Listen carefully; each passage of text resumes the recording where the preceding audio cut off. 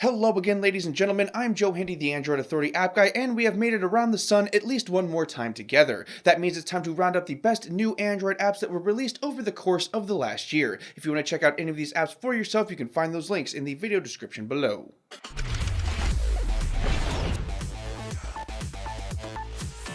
Adobe released a handful of Android apps this year, and instead of putting them individually on the list, we're going to group them all together. The biggest releases included Adobe Photoshop Fix, Photoshop Sketch, and Adobe ComCC. The first one is a photo editing tool that gives you some pretty decent tools and controls to fix your photos. Photoshop Sketch is a drawing application with a few pro-level features. Finally, ComCC allows you to create designs that can then be ported over to other Adobe apps. They all work pretty well, although you may need a Creative Cloud subscription to utilize their full potential.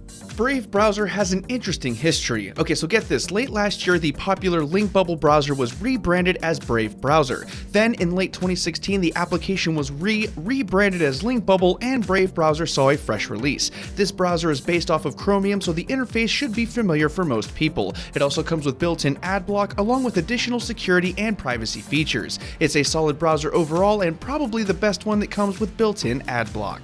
One of the biggest announcements at Google I/O was Chrome Custom Tabs. It's essentially an instance of Google Chrome that opens as an in-app browser. Chromer is an application that essentially gives every single application a Chrome Custom Tab. It works by intercepting links and then opening it up in its own Chrome Custom Tab instance. It's a relatively simple application to use. Once you fire it up, you forget about it and it'll just open web pages for you as you go. It also has a webheads feature that allows you to load websites in the background and then open them later. You can download it for free or pick up the Pro version for $4.54. Eevee Launcher flew under the radar for much of 2016. For those who don't know, it's a minimal launcher that uses a no app drawer premise. You are instead given a slide-out alphabetical list of your applications, or you can search for them manually. It also comes with customization features to help make you feel right at home. It's not as feature-heavy as something like Nova Launcher, but it does have more options available than something like Google Now Launcher. It's pretty good, and it's also completely free. We don't usually do social media applications for Best of the Year candidates, however, Flamingo for Twitter is just that good. It features comprehensive multi-account support that includes per-account theming options and settings. On top of that, the interface and layouts are pretty customizable. There are also a good set of Twitter-specific features, and the application just works really well.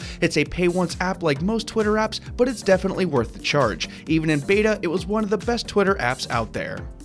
After a long time of simply being integrated into a ton of other products, Giphy went ahead and released their official Android app. With it, you'll have one of the most solid and reliable source of GIFs on the entire internet. The application is designed simply and takes a lot of its design cues from the actual website. Thus, using both interchangeably provides a level of familiarity. You'll be able to search for keywords or browse GIFs based on pre-made categories by the site. If you use or enjoy GIFs whatsoever, you'll want to give this one a shot. Google Allo and Duo caused quite a stir when they were first released. After all, we had been waiting for them for months, and what we got wasn't quite what we expected. Even so, over the course of the last few months, both have become pretty decent chat platforms. Duo's primary strength is its ease of use and cross-platform support. Allo boasts the only non-pixel way to access Google Assistant. We expect them both to get a lot better as time goes on, so even if you're not interested right now, do make sure to keep them on your radar. Isotope is an educational app. Its purpose is to show you the facts and data about the periodic table of elements, and it does so quite well. It features information on 118 elements along with theming, high-quality images, no advertising, a search feature, and a temperature unit chooser. The free version comes with some basic info, while the Pro version offers an additional theme and more detailed info about every element. It's a bit niche, but the design of this application is impeccable, and it's definitely the best at what it does. Quik is a simple video editing application that was released by GoPro, and it takes a simpler approach to video editing. You'll take a bunch of clips and then the application will try to thread them together into a fun little highlight reel. This can, of course, be shared on social media when you're finished. It comes with some video editing options and you can do some of the cutting yourself. It's not a full-featured video editing tool, but it's definitely good enough for mobile use most of the time.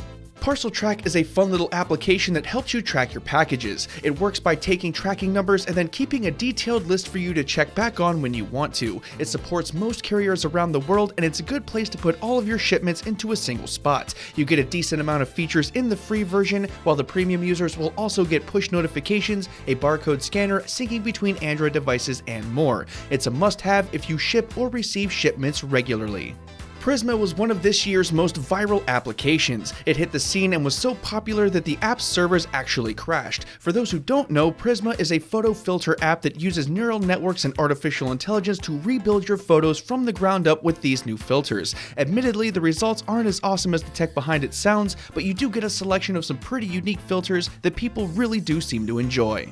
SKRWT bills itself as an advanced photo editing and camera app. Its big draw is its in-app extensions that allow for even more advanced editing tools. They are called MRRW and 4 points, which allow for things like perspective correction, mirror effects, image manipulation, and more. It's not as loaded with tools as some photo editing apps, but it does have some fairly unique tools that nobody else really has. You can get the application for free, and the various plugins will require in-app purchases in order to get. Swipe for Facebook is probably the best Facebook alternative out there. Its claim to fame is its customization. On top of having theming support, you can actually change the layout of the app to make it work how you want. You can even make it look like Google+, for instance. As a whole, it works pretty well, or at least as well as can be expected as a third-party app to a site that hates third-party apps. You can pick it up for free and check it out, and there is a separate app for those who want widgets. Trusted Contacts is a pretty awesome little app from Google. The basic premise is that you use it to assign yourself a trusted contact. Those contacts can then ping the application as to your whereabouts if they think that you're in trouble. You can block the request simply by responding to the app in a reasonable amount of time. It likely isn't great for everybody, but there are some situations where it can be great. For instance, having an older relative who is ill or having a kid who is out trick-or-treating on Halloween.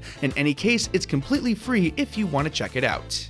Chroma Keyboard is the biggest keyboard release in 2016. Its original claim to fame is its adaptive theming that changes the keyboard theme based on what app you're using. Updates over the course of the year have added additional features to round out an already pleasant experience. The keyboard also does the basics like gesture controls, autocorrect, and a lot more, and there's even a night mode along with a neural network powered prediction engine if you want those. Its original release wasn't all that impressive, but a steady stream of big updates over the course of the year kept making it better and better. Overall, we're choosing it as the best Android app released in all of 2016. And that about does it for this one, folks. If you want to keep watching, we have plenty of other best app list videos out there, and we have them linked up on the screen there and in the video description below. Don't forget to check out the video description below for the links to these apps if you want to check them out, and keep it tuned to Android Authority because we are your source for all things Android. Thanks again for watching, everybody, and have a wonderful day.